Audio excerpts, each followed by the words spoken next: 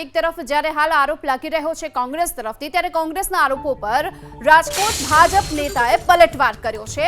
કોંગ્રેસના આરોપોને ભાજપે ફગાવી દીધા છે। શું કોંગ્રેસને પોતાના કાર્યકર્તાઓ પર વિશ્વાસ નથી, તેવો સવાલ પણ ભાજપ તરફથી કરાયો છે। જનતા અમારી સાથે હોવાનો મત પણ ભાજપે વ્યક્ત કર્યો અને અમે કોઈ કોંગ્રેસના ઉમેદવારોનો સંપર્ક ન કર્યો હોવાની વાત ભાજપે કરી।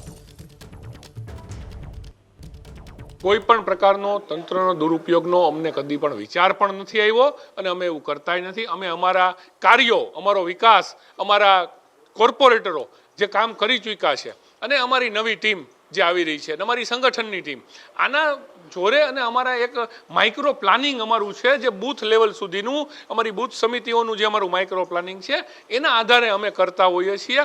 આવી વાત અમને એટલે નથી પસંદ કે અમે ક્યારેય આવી વાતમાં પડતા પણ નથી ને અમને આવો વિચાર પણ નથી આવતો।